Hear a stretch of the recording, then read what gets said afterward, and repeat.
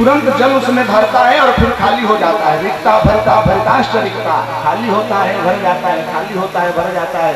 तो महाराज यदि उसी भरे हुए पात्र को यदि खेत में न फेंक करके गड्ढे में फेंक दोगे तो उससे क्या लाभ होगा? माने धन तो आया लेकिन धर्म कार्य में नहीं लगाए तो तस्य को अर्थ को लाभ हुआ, उसका लाभ क्या है? लेकिन यदि उसी धन का सदुपयोग कर लेंगे तो यहाँ तत्र च मोदते, यहाँ पर भी आनंदित और परमात्मा के दरबार में भी आनंदित। यहाँ पर दिया हुआ ही वस्तु वहाँ पर मिलता है। अरे गरुड़ पुराण तो सब लोग सुने ही होंगे गांव घर में। वहाँ क्या बताया जाता है? यही तो बताया जाता है कि भैया जो व्यक्ति वस्तु यहाँ पर दान दिया जाता है, देखिए भगवान की कृपा। अभी जेठ मास चल रहा है ना, जेठ, इसमें एक दान सुन लीजिए। ज्येष्ठ मास में जो व्यक्ति किसी भी व्यक्ति को जल पान कराता है, जो जल पान कराता है, महाराज उसके जितने पितर लोग होते हैं सब लोग तृप्त हो जाते हैं। भगवान की कितनी कृपा है। दान की बड़ी महिमा है, बहुत महिमा है। जो आप यहाँ देंगे वही मिलेगा। सुखदेव जी कह रहे हैं कि जो तुम प्रश्न कर रहे हो बहुत ही बड़ा उत्तम है, लेकिन तुम जो कह रहे हो कि मरने वाले मनुष्य को क्या करना चाहिए, तो बहुत बड़ा ये चीज नहीं है। बस 3 चीज करना चाहिए। वो 3 क्या हैं? सब लोग बोलिएगा। तस्मात् भारत सर्वात्मा भगवान हरीश्वरः श्रोतव्यः कीर्तितव्यश्च स्मर्तव्यश्च क्षता भयम्। हे परीक्षित, जो व्यक्ति मरने वाला है, ऐसा लग जाए कि मैं मरने वाला हूं, तो उसको बस 3 मार्ग को पकड़ना चाहिए। वो मार्ग है श्रोतव्यः, कीर्तितव्यः, स्मर्तव्यः। भगवान की कथा का श्रवण करना प्रारंभ कर दे, और भगवान की कथा जब सुनना प्रारंभ कर देगा तो धीरे धीरे धीरे धीरे उसका गाना भी प्रारंभ कर देगा। तो फिर कीर्तन करना प्रारंभ कर दो। जब श्रवण और कीर्तन संपन्न हो जाए तो महाराज स्मरण करना प्रारंभ कर दो। तो श्रवण मनन निधिध्यासन करके हो जा भव से पार, बरस रही प्रभु की कृपा। भागवत बहुत बड़ा सुनने की बात नहीं है, जितनी कथा का मूल सार यही है, यही बस इतना ही है कि जीवन में क्या करना चाहिए। तो भगवान की कथा सुननी चाहिए, फिर भगवान की कथा का कीर्तन करना चाहिए, और अपने मन मस्तिष्कों में केवल भगवान का स्मरण करना चाहिए। स्मरण कैसे होगा? संचिंतयेत भगवतः शरणारविंदम।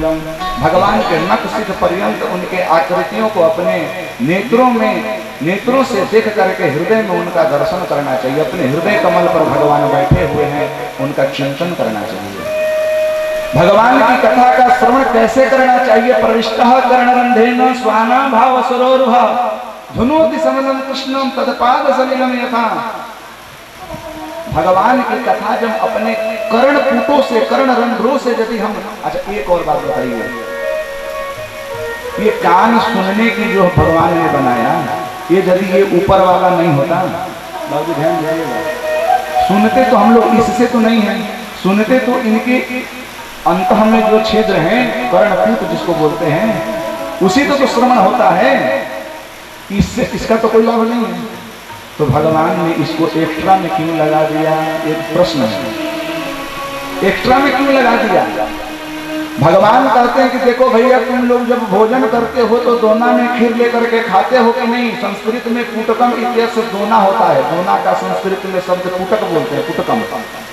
कहते हैं कि जो व्यक्ति खीर खाता है तो दोना लेकर के खाता है।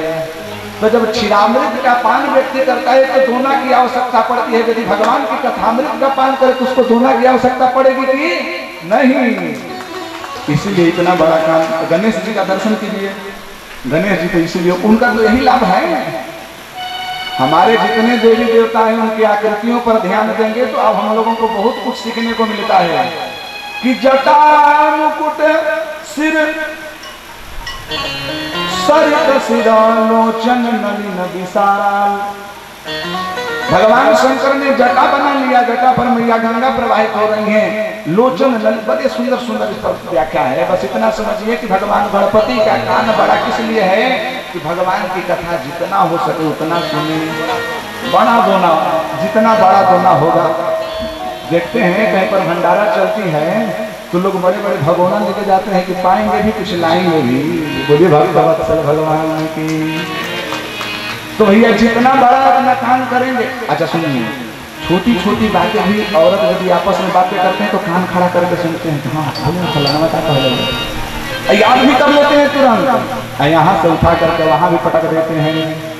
लेकिन गणेश जी कहते हैं नहीं नहीं नहीं, पटकने की बात नहीं है, सुनो खूब सुनो खूब सुनो, सुनते सुनते पेट बड़ा कर लो भैया, सारी बात पेट में रखो, बाहर मत निकालना।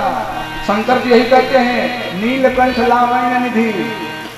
भगवान जब सब लोग मिल करके देवता जब मंथन किए थे समुद्र से, तो क्या निकला था? विष, अमृत भी निकला था, लेकिन सर्वप्रथम विष निकला था।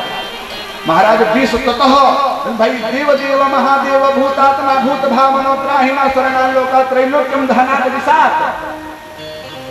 महाराज रक्षा करो, महाराज रक्षा करो। भगवान शंकर ने तुरंत ततः करतलिम कृत्वा व्याप्यम हालाहलम विषम, उन्होंने करतली में लेकर के पी लिया। लेकिन विचार क्या करे, राम राम राम पी लूंगा तो हमारे हृदय में तो बैठे हुए राम जी हैं, तो महाराज कल्याण हो जाएगा। फिर मन में विचार न किया कि यदि इसको धारण करूंगा तो हृदय में भगवान राम बैठने में बड़ा तकलीफ होगा, और यदि मैं बाहर निकालता हूं तो महाराज ये जितने दुनिया है सब जल जाएगी। विष का अर्थ होता है जितनी दोष है, जितनी परचर्चा पर निंदा पर पैशून्य है, यही विष है।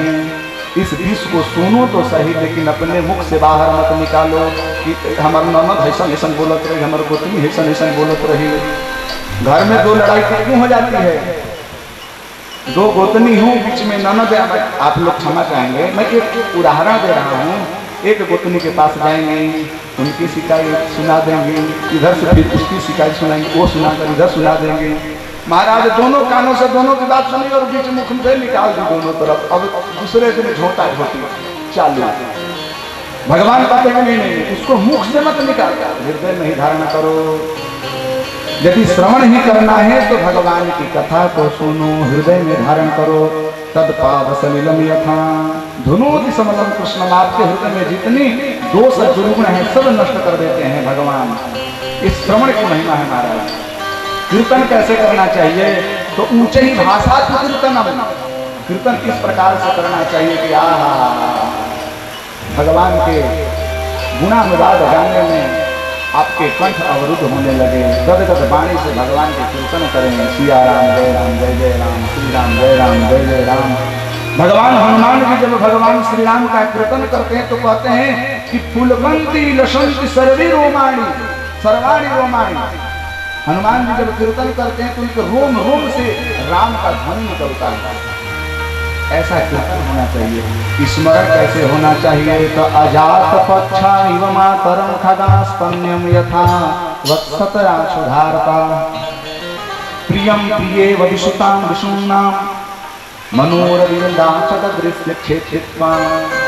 कहते हैं कि हम लोगों का स्मरण वैसा होना चाहिए जिस प्रकार से एक प्रियतम अपने प्रियतमा का चिंतन सतत करता है।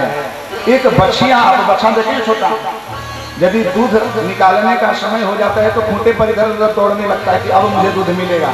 माँ का चिंतन करने लगता है। यथा गावः सहस्रेषु वत्सः गच्छति मातरम, अपने माँ के पास चला जाता है। एक पक्षी कि जो छोटे चूजे होते हैं छोटे, वो केवल मात्र अपनी माता की प्रतीक्षा करता है कि मैया कब आएगी, हमें कुछ भोजन प्रसाद कब आएगी। उसी प्रकार से यदि हम लोगों का सतत चिंतन हो जाएगा, स्मरण बन जाएगा, तो महाराज हम लोगों का कल्याण हो जाएगा। हम लोग स्मरण ही नहीं करते। लोग बोलते हैं ना,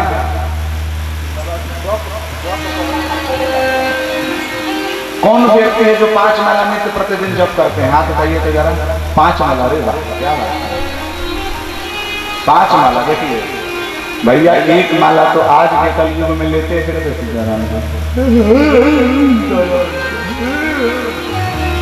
लोग जमाई लेने लगते हैं। 108 मंत्र जप करने में लोगों की आलस्य इतनी बढ़ जाती है कि वहीं पर सो जाते हैं। लेकिन उन्हीं को 10 के गड्डी दे दिया जाए 1000 का, आप बोल दिया जाए कि थोड़ा इसको गिन दीजिए कि कम है कि बेसी, बताइए मिल जाएगी। 2 बार गिन देंगे कि कहीं ज्यादा तो नहीं हो गया। किसी को यदि पैसा देना हो 1000 रुपये 10 का देना हो तो 2 बार गिनेंगे, नींद नहीं आएगी। महाराज वैसे ही यदि भगवान के चरणों में प्रेम हम लोगों का हो जाएगा, स्मरण बन जाएगा, उनसे इतना लगाव हो जाएगा तो महाराज हम सबका कल्याण हो जाएगा। बस यही 3 मार्ग है। और यहीं से जब कहा श्रवण करो तो भगवान ने कहा कि ठीक है, तो भगवान की लीला सुनाओ। हम जानना चाहते हैं कि जिन भगवान की आप कथा सुनाने के लिए कर रहे हैं तो भगवान करते क्या है? बोले कि भगवान सृष्टि का सृजन करते हैं, संहार करते हैं, पालन करते हैं।